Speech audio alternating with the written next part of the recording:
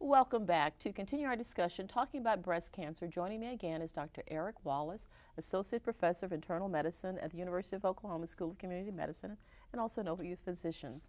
Let's jump in. In our first segment, we talked about risk factors and things that can sort of predispose, but doesn't necessarily mean you will get breast cancer, but we need to be aware of that. Let's talk a little bit about screenings, because there's so much confusion out there now, and I want to start with the one that's probably the most confusing now. Mammograms. Yes, no, maybe so, when, how? I mean, we've just been blown out of the water by different reports of no, you don't need them, yes, you do need them, and things are changing. So clarify, where are we now? Well, that's the main reason why I wanted to come here today to talk about breast cancer screening, because there's so much confusion out there. There's so much information that the public doesn't really understand, especially when doctors are disagreeing about what to do. So there's been controversy about breast cancer screening and mammograms for 20 years now. And the one undeniable fact about mammograms is that mammograms save lives. Okay. And experts and doctors agree that that is a fact. Okay. Mammograms save lives from breast cancer, which is great. That's a great screening tool. But the controversy arises in several aspects. When do you start doing mammograms? When do you stop doing mammograms? How frequently do you do mammograms? So the previous guidelines that have been out there have recommended starting mammograms at age 40, doing them on a yearly basis, and stopping them around 70, 75. But there's different organizations that put out different sets of guidelines, and sometimes those guidelines conflict with one another.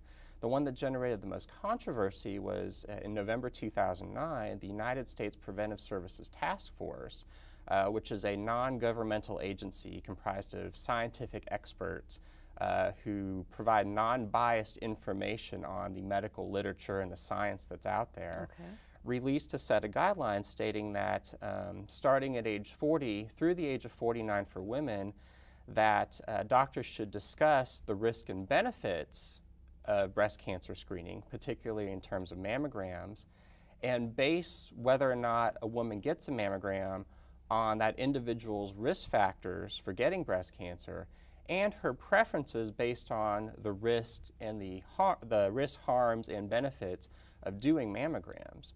See, anything we do as physicians, anything we recommend carries some level of risk and benefit. Okay. And there's certainly a lot of risk associated with mammograms. Well, but what are some in general? Because, you know, of course, I've had many mammograms. I've been blessed to have the insurance coverage, and there are, of course, avenues if women don't have that they can pursue to still try to get that accomplished. But what are the risk factors? Because, you know, in terms of the participant, yeah, it's a little bit cold. You know, yeah, there may be a little bit of pressure. But overall, and the radiation that appears to be used, they always say it's very low level. So what are some, from the medical point of view, what are some of these risk factors? Right, and in general, the risk of doing a mammogram is relatively low compared to, say, the benefits of a mammogram, where you could catch a breast cancer early and cure it and live a much longer life. But the risks are still real for some people. So the risk of discomfort of the exam, the risk of the anxiety associated with the exam and the test results you get.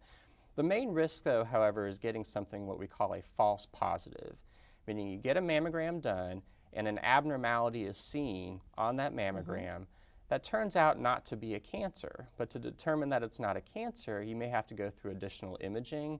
You may have to go through a biopsy, and all of that can cause some additional anxiety and stress on top of things.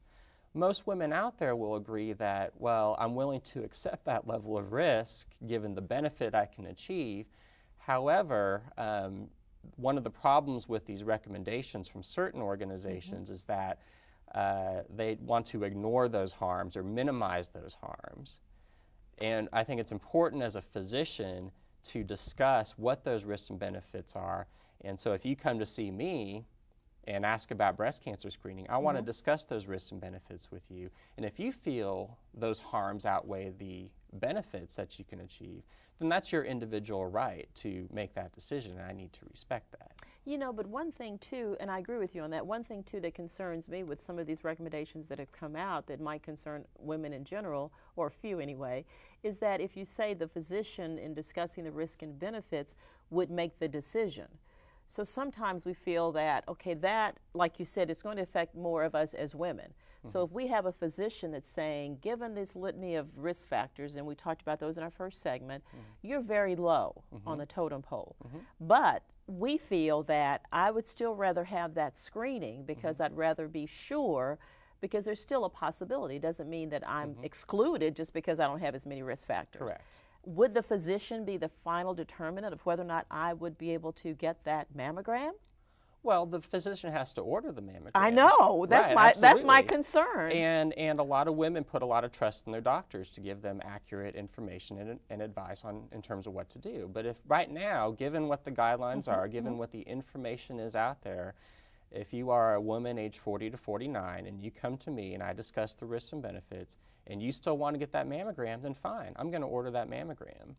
Okay. Because that's what the guidelines state. If after discussing risks and benefits, if you still want to get the mammogram, then you should be allowed to get that mammogram. Now, are there still some people, because that would still, of course, which is a good thing, give the women the control to say, I still want to do that, for those that can understand, because you're so right. Oftentimes we see our medical care providers as being almost invincible, that whatever you say is going to be the honest to goodness truth, and it is as far as medical science goes. However, so sometimes people won't challenge that. If the physician says you're very low on the risk factor, you probably wouldn't have to have this, they would go along with it versus saying, I really still want to get this. And that's my concern. So is there still another group out there saying we still need to persist as we have been doing? Absolutely. In those recommendations to have the yearly no matter what? Right, absolutely. There are two other organizations, actually three other organizations, who also issue guidelines on breast cancer screening.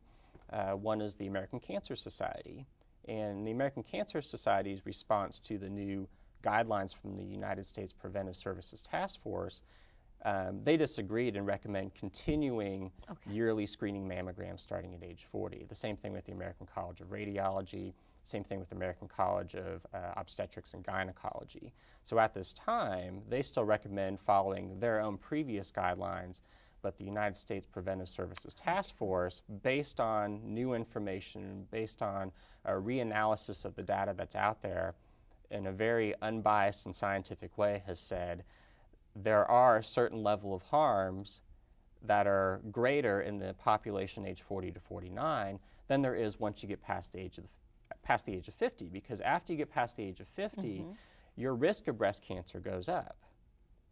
All right. So between 40 and 49, the risk of breast cancer is relatively low compared to when you're older.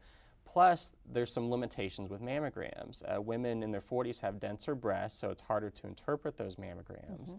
And in addition, you're more likely to detect what we call one of those false positives, something that looks abnormal that turns out to be a benign mass in a woman's breast. Now, is that the critical importance of baseline mammograms, where you're always comparing that against the previous one, or explain that to us, because would that help with some of those? Yeah, that helps with interpretation. So if you have a mammogram at age 40 and say 2 years later you get another mammogram and then there's something that looks suspicious, you want to compare that to the previous mammogram, because if there's been a change between the two, that makes you think that maybe something is developing that could be a precancerous lesion or a cancer that's developing. Okay, well, we're going to come back, take a really quick break, and pick up on this because I have some other questions to ask about this screening methodology and the recommendations.